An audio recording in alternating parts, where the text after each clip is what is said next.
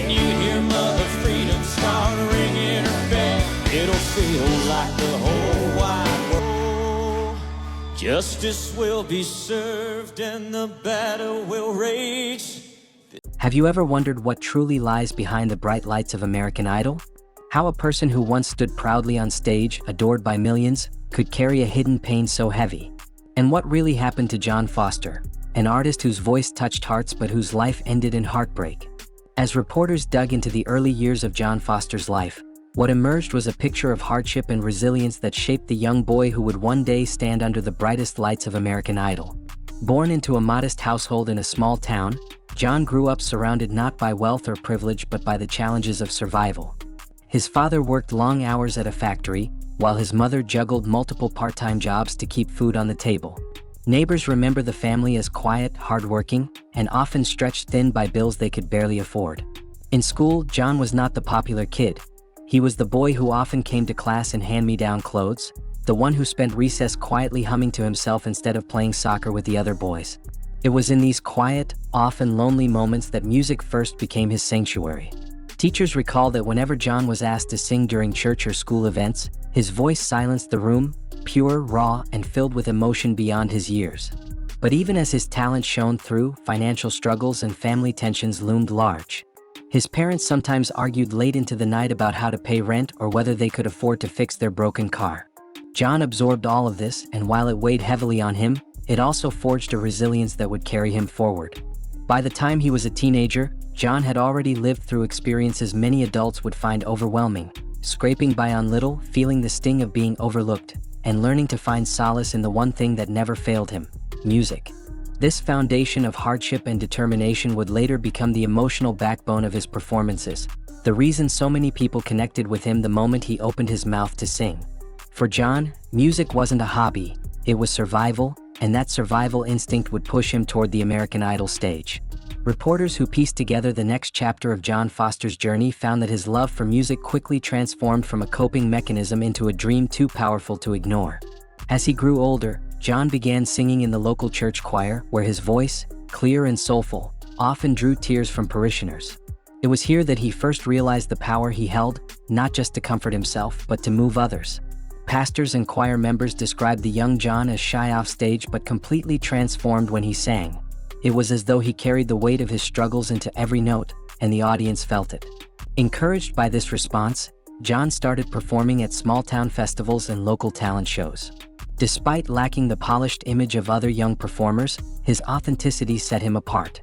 However, pursuing this passion wasn't easy.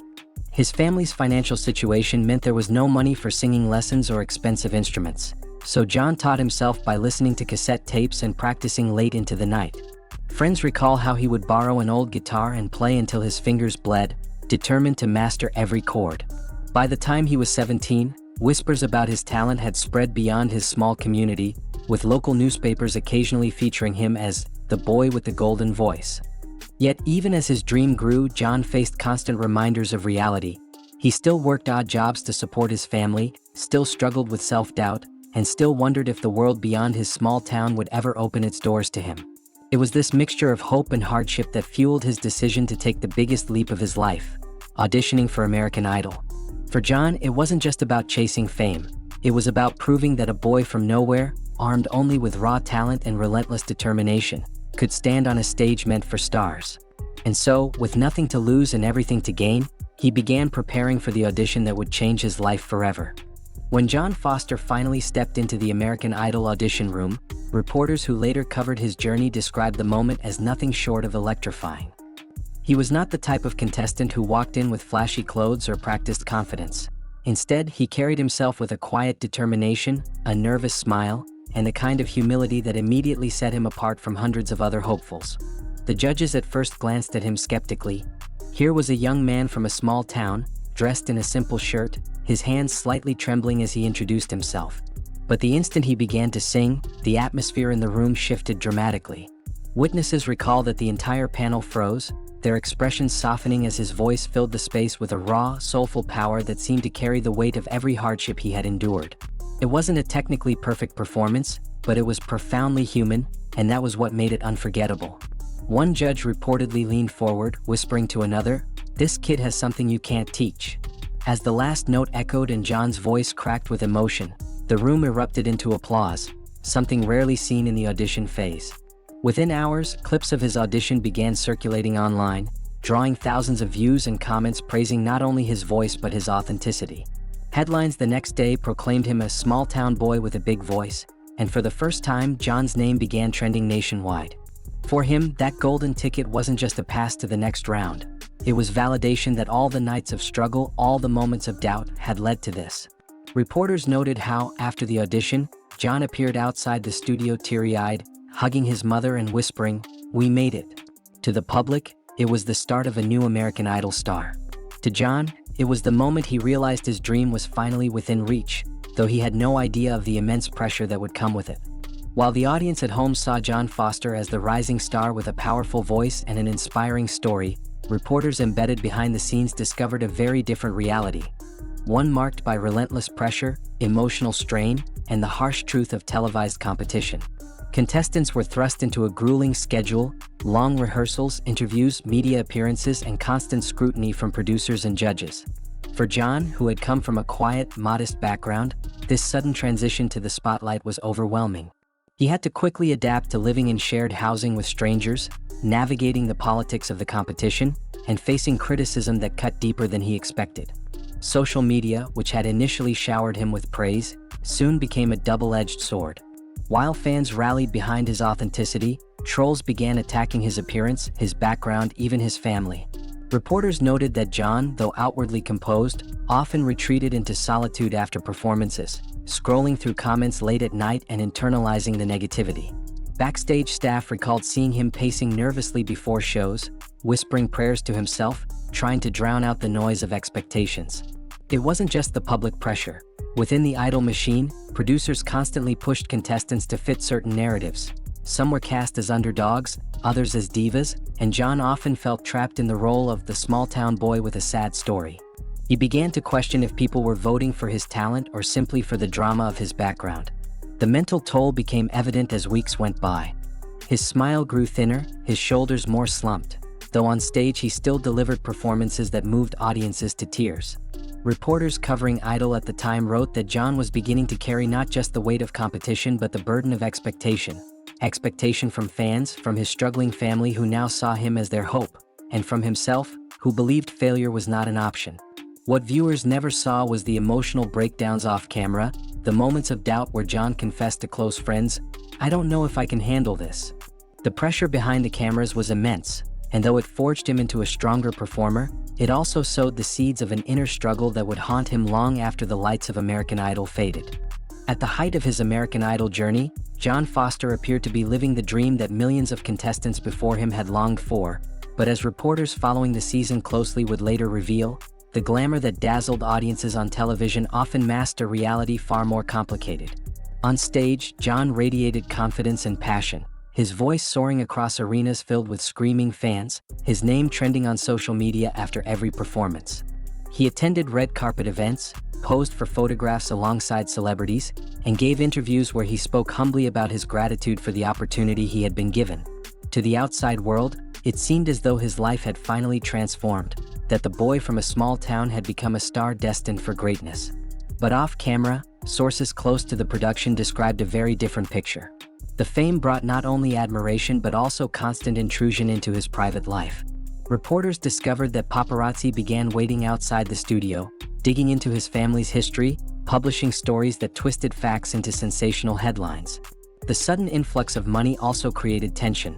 While John was cautious and tried to remain grounded, friends and distant relatives began reaching out with expectations, seeing him as a potential savior for their own financial problems. The schedule became relentless, with little room for rest or reflection. For a young man who had once sung quietly in his church choir, the transformation into a public figure adored and criticized by millions was dizzying. Insiders noted that John often appeared exhausted, sometimes sitting in a corner backstage with his head in his hands, whispering that he missed the simplicity of home.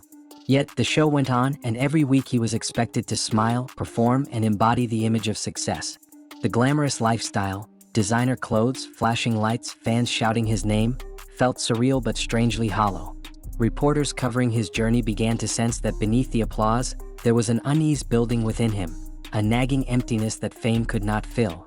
Despite his growing popularity, John privately confided to a journalist during an off-record conversation that he sometimes felt lonelier than ever, as though the louder the cheers grew, the quieter his own sense of self became. The peak of fame had brought him everything he thought he wanted, but it also revealed that the illusion of glamour was fleeting, and that the spotlight could cast shadows just as easily as it could illuminate. As the competition progressed and John Foster's fame solidified, reporters began noticing subtle cracks in the persona he presented on stage, cracks that hinted at a much darker reality unfolding behind closed doors. The pressure of constant performances, the scrutiny of millions of viewers, and the relentless criticism online began to take a toll on his mental health, slowly eroding the confidence that had once carried him through hardship. Interviews with staff and fellow contestants later revealed that John often isolated himself after shows, retreating to his room rather than celebrating with others. He spent hours scrolling through comments on social media, where hateful remarks about his appearance, his voice, and even his family cut deeply. Though fans outnumbered the trolls, it was the cruelty of a few that seemed to echo loudest in his mind. One backstage worker recalled how John, after a particularly emotional performance, broke down in tears in the hallway, whispering that he felt like a fraud, that no matter how much he gave, it would never be enough. Reporters covering his journey wrote about the duality of his existence: the smiling, grateful young man on stage and the withdrawn, anxious figure off stage, carrying a burden few could see. Depression began to manifest in small but noticeable ways. His once bright interviews grew shorter, his energy between rehearsals seemed drained, and even his voice, though still powerful, carried a heaviness that hadn't been there before. Insiders noted that producers tried to spin his struggles into part of his underdog story, a narrative to tug at viewers' emotions, but for John it felt exploitative, as though his pain was being turned into entertainment. Mental health professionals who later analyzed his case argued that the structure of shows like American Idol often amplifies vulnerabilities, trapping contestants in a cycle of validation and rejection that can be psychologically devastating. For John, who had already carried the weight of poverty and insecurity into the competition, the added layer of fame became unbearable. Reporters concluded that while the public saw him ascending toward stardom, privately he was descending into a loneliness so profound that even the applause of millions could not drown it out. His battle with depression, hidden behind bright lights and stage makeup, became the silent tragedy that would define the next chapters of his life. The turning point in John Foster's downward spiral, as uncovered by reporters piecing together his personal history, came with the devastating loss of one of the people he loved most, a loss that would scar him forever and intensify the struggles he was already facing under the glare of fame. Sources close to John revealed that throughout his journey on American Idol, he leaned heavily on a small circle of support, most notably a childhood friend who had stood by him through every hardship, encouraging him during the days when self-doubt nearly crushed him. That friend, who had always been John's anchor, tragically passed away in an accident at the very moment when John's career seemed to be reaching new heights. The news, reporters later wrote, hit John like a thunderbolt. While the world expected him to smile for cameras, rehearse for his next performance, and continue projecting the image of a rising star, inside he was grappling with grief so intense it felt unbearable. Insiders described how he would spend nights alone, playing old voicemails from that friend, whispering that he wished they could see what he had accomplished. On stage, his performances took on a new depth, his voice heavy with sorrow that many fans interpreted as artistry but which was in reality a manifestation of his pain. One journalist covering the season noted that audiences applauded louder than ever after a particularly emotional ballad, unaware that behind the curtain John collapsed into tears, mourning a loss he could not speak of publicly. The producers, sensing an opportunity, subtly leaned into his grief as part of his story arc, something that infuriated those close to him who felt his pain was being manipulated for ratings. Reporters sympathetic to his plight wrote about the cruelty of fame, where even personal tragedy becomes content for mass consumption. For John, the death of someone so important deepened his isolation, stripping away the last sense of stability he had. Friends who visited him described how his once bright laughter grew rare, replaced by long silences and vacant stares. Depression, which had already taken root, now intertwined with grief, forming a cycle that seemed impossible to escape. While fans saw a young man pouring his soul into music, those behind the scenes recognized that he was breaking under the weight of loss, struggling to reconcile the demands of stardom with the emptiness that followed him everywhere he went. The tragedy of losing someone he loved marked a profound shift in John's life, pushing him further into darkness and leaving scars that no amount of fame or applause could ever heal.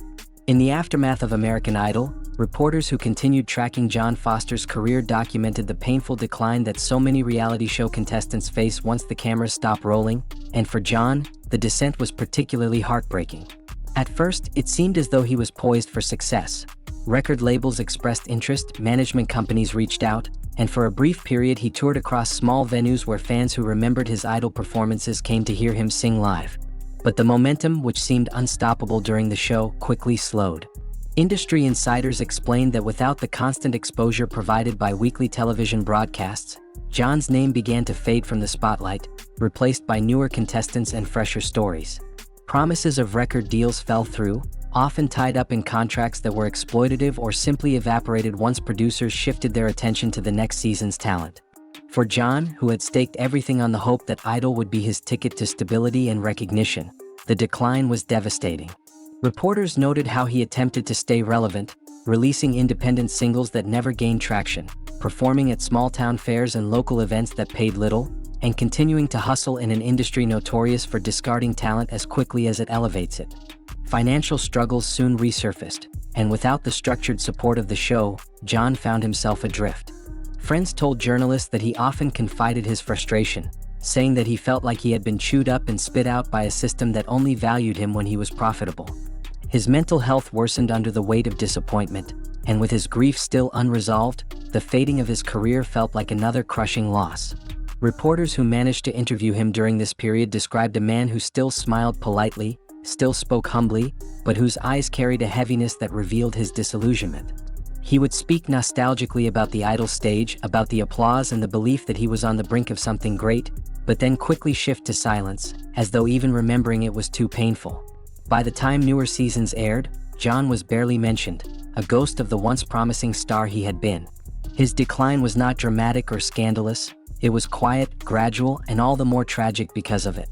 In the eyes of reporters who chronicled his story, this fading from the public eye symbolized the brutal truth of fame, that without constant reinvention and powerful industry backing, even the brightest stars can dim into obscurity, leaving behind nothing but memories of what could have been.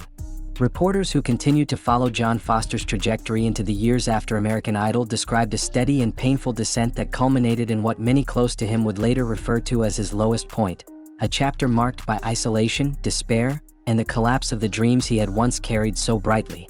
Sources close to John recounted how, after the glow of television faded and his music career stalled, he struggled to piece together a living, taking odd jobs and small gigs that paid a fraction of what he had once imagined his voice would earn him. Once surrounded by producers, stylists, and fans, John now found himself alone in small apartments, his phone ringing less and less, until silence replaced the noise of opportunity. Reporters discovered that even his relationship with family became strained. The pressure to provide, compounded by his inability to replicate the financial promise of Idol, led to arguments and guilt that weighed heavily on him. In interviews during this time, journalists noted how John's words carried a haunting sadness. He spoke about chasing a dream that felt further away each day, about how fame had given him a taste of hope only to strip it away. Friends recalled that he began withdrawing from social gatherings, often choosing to spend nights alone rather than face the questions and pitying looks of others. The depression that had stalked him during Idol now became a constant shadow, manifesting in insomnia, weight loss, and bouts of anxiety so severe that he sometimes canceled small performances at the last minute. Reporters piecing together this period highlighted how the industry, which once celebrated him, seemed indifferent to his suffering, moving on to the next big star while John was left behind. For many, the sight of him, once a symbol of resilience and raw talent, reduced to working behind the scenes at local music shops or singing for sparse crowds in forgotten venues, was a chilling reminder of the cost of fleeting fame. John himself admitted to one journalist, in what would become one of his most quoted confessions, "Sometimes I wonder if it would have been better if I never auditioned at all." That sentiment captured the cruel irony of his journey, that the very stage which had lifted him up had also set the stage for his collapse. His lowest point was not a single moment of drama but a long, agonizing unraveling of hope, a tragic descent that reporters could only watch and document, powerless to stop.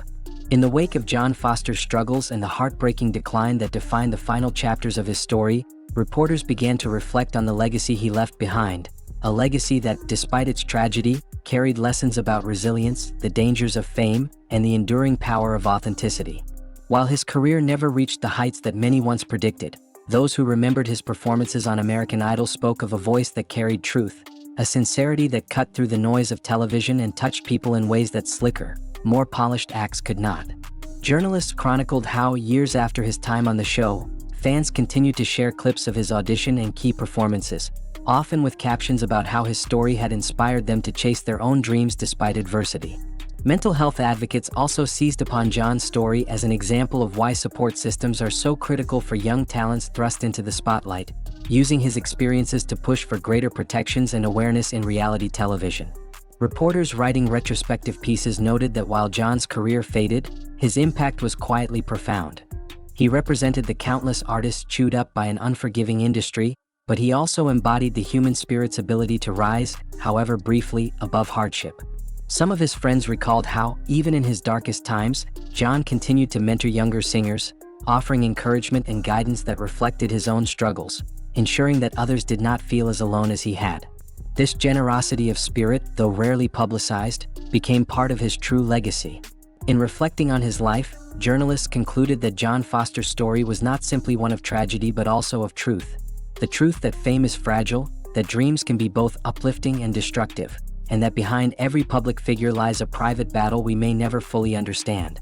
His legacy endures not in chart-topping records or glittering awards but in the way his story forces us to confront the realities of ambition, the costs of success, and the resilience it takes to live authentically even in the face of despair. For every aspiring artist, John's journey serves as both a cautionary tale and a reminder of the power of music to express the inexpressible, even when words fail. And so, as reporters have carefully pieced together, the heartbreaking and tragic life of John Foster's Hale is not merely a story of one man's rise and fall on American Idol but a testament to the hidden battles behind the spotlight, a reminder that fame is fleeting, and that even the brightest stars can burn out too soon. His voice may no longer echo on live television, but the emotions he poured into every performance remain etched in the memories of those who witnessed them. His struggles, though painful, have shed light on the human cost of entertainment, and his legacy will continue to inspire conversations about resilience, compassion, and the fragile nature of dreams. Thank you for watching. Find other interesting videos in our channel's playlist.